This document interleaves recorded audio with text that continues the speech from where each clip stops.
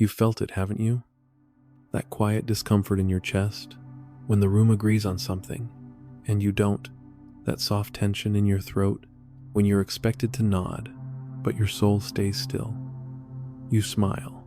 You stay silent, because that's what they taught you. Blend in. Don't question too much. Don't ask why if everyone else is already moving forward. And so you did. You moved. You followed. You wore the clothes, spoke the right words, chose the path paved by generations before you. They said this was belonging. They called it community. And for a while, you believed them. Because it did feel safe. It felt warm to be part of something bigger. Until one day, it didn't. Until one day, the voice inside you grew louder than the voices around you. Not angry, not rebellious, just tired. Tired of pretending. Tired of rehearsing answers you don't believe in. Tired of shrinking your spirit to fit inside a frame you never asked to live in. That's where it begins, isn't it? Not with fire, not with protest, but with exhaustion, a sacred kind of tiredness that whispers, there must be more than this. It's not that you want to be against everyone, you just want to be for something real. But real, as you're beginning to see, doesn't always come with applause. It doesn't come with approval. Sometimes, it only comes with silence, the heavy kind. The kind that comes when your truth no longer fits inside their comfort. And so you wonder, what happens if I stop pretending? What happens if I stop walking with them and finally listen to myself? You don't need the answer yet, just the courage to ask the question. Because that question, the one that's been echoing inside you for so long, isn't the beginning of separation. It's the beginning of something sacred. You'll return to yourself. They told you it was a good thing, to be accepted, to be liked, to be one of them. And you believed them, because who wouldn't want to belong? It feels safe there, doesn't it? To walk with the crowd, to hear you're doing well, just because you're not doing anything different. But let's be honest, there's a cost to that kind of safety, and you've been paying it quietly.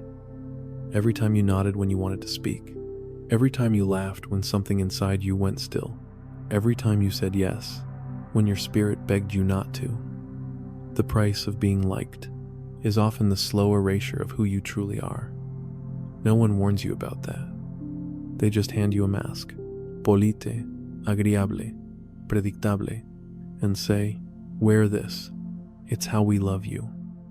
And it works, for a while. You get the smiles, you get the invitations, you get to feel included. But deep inside, your soul starts whispering, this isn't love, this is performance. And one day, you catch yourself not knowing whether you believe your own words anymore.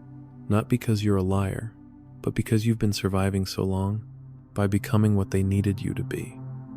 This is how the herd works, not always by force, but by reward. It teaches you that obedience is virtue, that sameness is goodness, that quiet agreement is wisdom. But what they call virtue is often just fear dressed in respectability, and what they call peace is the absence of confrontation, not the presence of truth. You were never meant to live as a shadow in your own life. And yet, how many times have you smiled through silence, hoping it would be enough to feel whole? But masks may keep you accepted. They will never make you seen. So I ask you, are you still wearing it because it protects you, or because you're afraid of who might leave? When you take it off, you weren't born obedient. You were taught to be, gently, repeatedly, until one day you mistook it for a virtue. They didn't use threats. They used praise. You're such a good person, they'd say, when you kept your doubts to yourself, when you didn't question the story, when you smiled through discomfort. And little by little, the story became clear. To be good meant to be agreeable. To be moral meant to comply. So you did.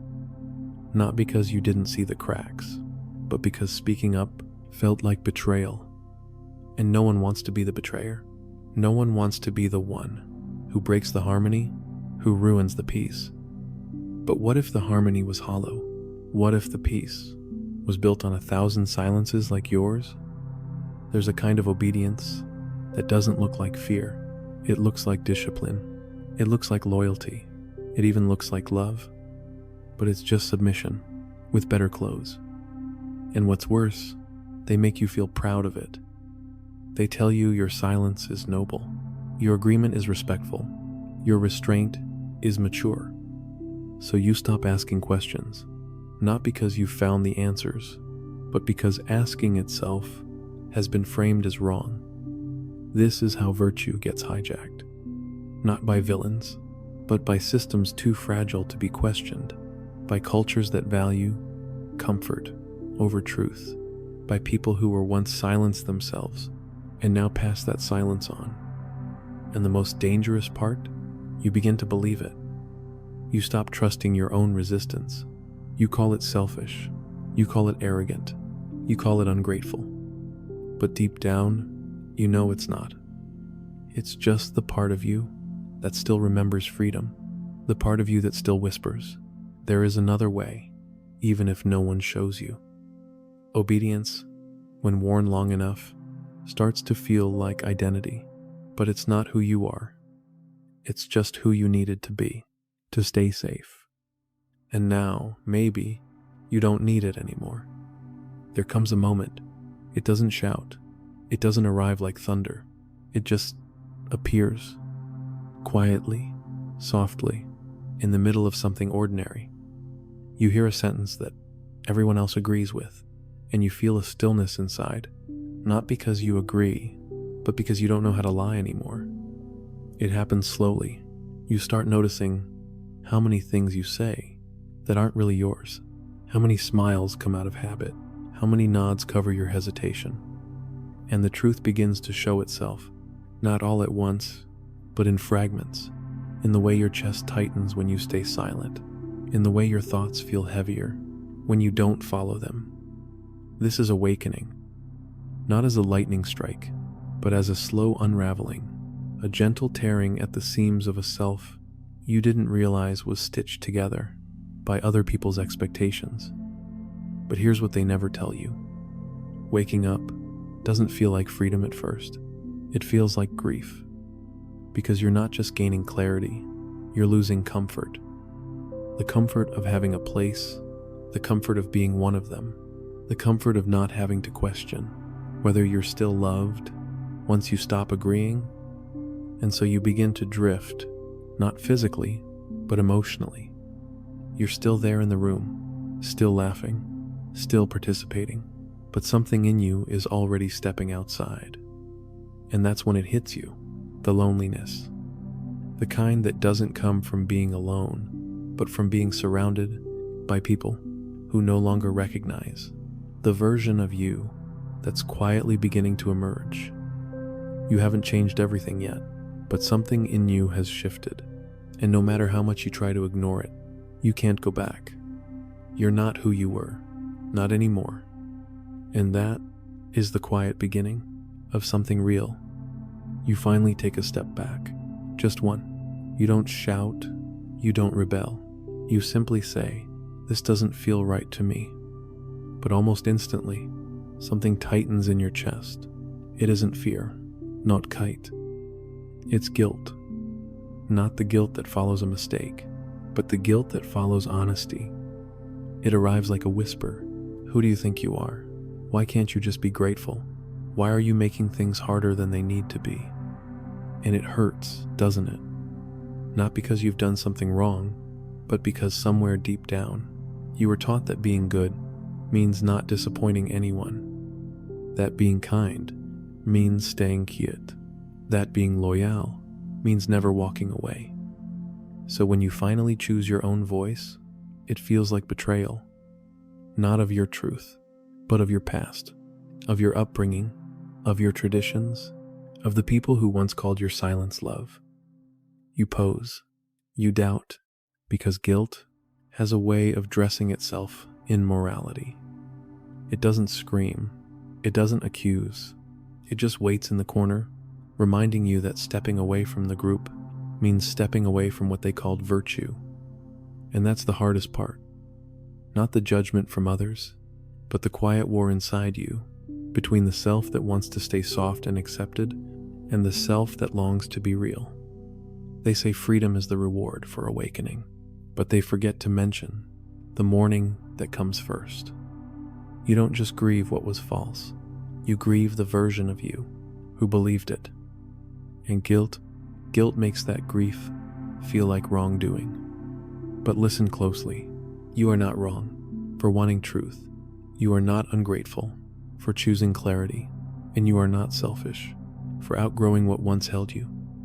That weight you carry isn't proof you failed, it's proof you cared deeply and are still walking anyway. That is real courage.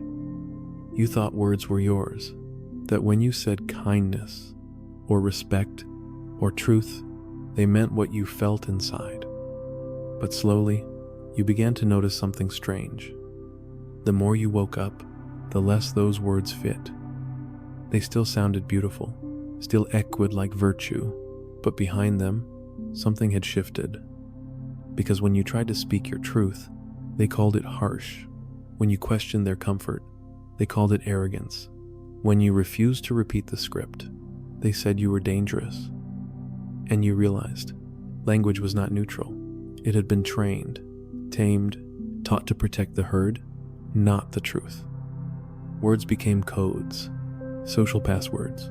Say them in the right tone, with the right expression, and you belong. Say them differently, or worse. Ask what they really mean, and you are quietly removed from the circle. You start to feel it, that collective vocabulary, recycled phrases, approved slogans, safe sentences that keep everything intact, but say almost nothing real. And you wonder, have I ever really spoken for myself? Or have I just rearranged the words they gave me to make it sound like I was alive? Because the moment you try to speak honestly, the air thickens, not because you're wrong, but because you no longer match the rhythm. And so, many stop speaking altogether, not out of defeat, but out of exhaustion, out of reverence for something too true, to be flattened into cliches. This is the beginning of a different kind of silence, not the silence of fear, but the silence of someone who refuses to keep mistranslating their soul just to be understood. It's lonely, yes, but it's clean, and in that space, a new language begins to form, one made of clarity, of breath, of presence, not performance. And though it may not yet have the words, it already has the truth. They think leaving the herd is a dramatic act, a slam of the door, a raised voice, a burning bridge. But it almost never looks that way. The first step isn't loud. It's quiet, almost invisible. You're still there, at the table, in the conversation, wearing the same smile. But something has shifted, a small inner turning, a silent refusal. Not out of anger, but out of weariness. You no longer laugh when they do, not because you're cold, but because the joke doesn't land in the same place anymore. You no longer nod so easily, not because you're defiant, but because your body is learning to stop agreeing by reflex. It's subtle. The way you start noticing how words bounce off walls without meaning, how people talk but say nothing. And then, one day, you're surrounded by noise, but feel completely alone.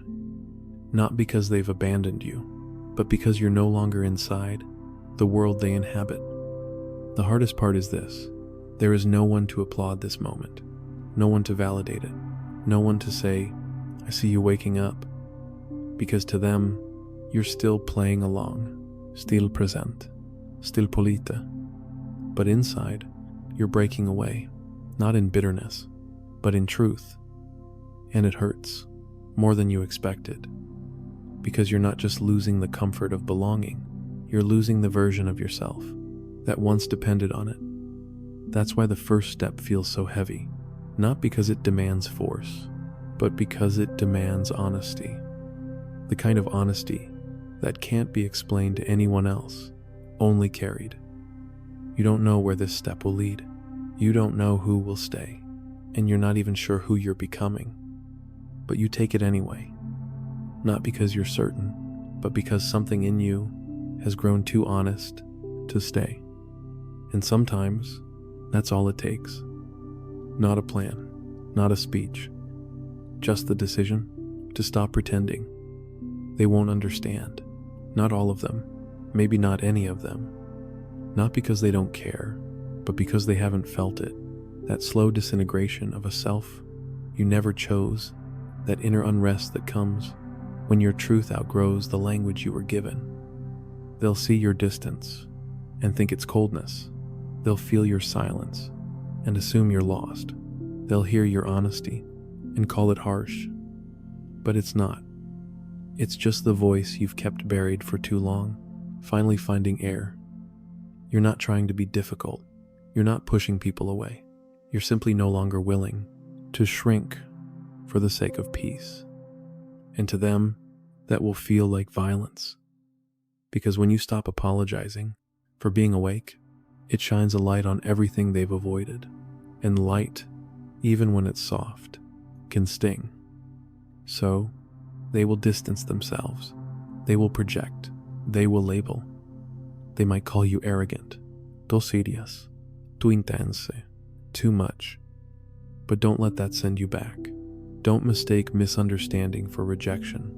Don't confuse their fear with your failure. They're not wrong for not seeing you, but you're not wrong for refusing to stay unseen. You don't need to be explained to everyone. You don't need to translate your soul into a dialect that others will applaud. Some truths are not made for consensus. Some paths are not wide enough for company right away. And that's okay. It doesn't mean you're broken. It doesn't mean you're alone. It means you've stepped into a clearing most are too afraid to enter. And yes, it's quiet here, but it's clean. And for the first time in a long time, you're not pretending. That, in itself, is a beginning. There was a time when every judgment felt like a blade, when every question pulled you into explanation, when every raised eyebrow demanded a defense. You felt the need to justify, to translate, to soften yourself so others wouldn't flinch. And it drained you, because no matter how carefully you spoke, no matter how gently you carried your truth, it still felt like too much for those who weren't ready to hear it. So you spent years reacting, explaining, apologizing for things that were never wrong to begin with. But now, something in you has changed. You feel the urge to respond, but you don't, not because you're holding back, but because you finally realized you don't need to. Their misunderstanding is no longer your mirror. Their discomfort is no longer your responsibility. You can feel the sting and still remain grounded. You can hear the critique and not let it rewrite your truth. That's power, not the kind that dominates, but the kind that no longer flinches. Because reaction is a chain. It keeps you tied to their narrative, their gaze, their approval. But when you stop reacting, you step outside the system. You stop being an actor in their story. You become a presence in your own. In your silence, that stillness, it's not emptiness. It's clarity. It says, I know who I am, and I no longer need to explain it. You don't have to win them over. You don't have to be understood to be real. There's a peace that lives beyond reactivity, a peace that no applause can offer, a peace that no criticism can steal. And when you find it, you stop looking back. Because in that stillness, you finally remember you were never here to be someone else's reflection. You were always here to be your own light. There is a moment after the storm has passed and the world is quiet again. Not because the world has changed, but because you have. You've walked away from the noise. You've stepped off the path, paved by someone else's hands. And for a while, it felt like loss, like exile, like emptiness. But slowly, almost imperceptibly, something new begins to grow in the silence. Not a new identity, not a replacement role, but a presence, yours, unmasked, unperformed, unapologetic. You start building differently now, from the inside out, no longer chasing meaning, but living it, no longer seeking approval, but aligning with something quieter and infinitely more real. There is no need for speeches here, no need for a name to what you've become. You are not a rebel, not a saint, not even a better version of who you were. You are simply someone who stopped running from their own knowing, someone who made space for truth, even when it emptied the room. And in that space, you found something the herd could never offer: integrity. Not perfection, not certainty, but wholeness. The kind that says, I can stand here, even if no one claps, even if no one follows, even if no one understands. I can walk my path, not in protest, but in peace. This is not the end. This is the beginning of a different kind of life. A life not built on echo, but on essence. Not on agreement, but on authenticity. Not on fitting in, but on coming home to yourself. And maybe, just maybe, someone else out there will see your quiet light and remember their own. Not because you told them how to wake up, but because you had the courage to stay awake and walk anyway.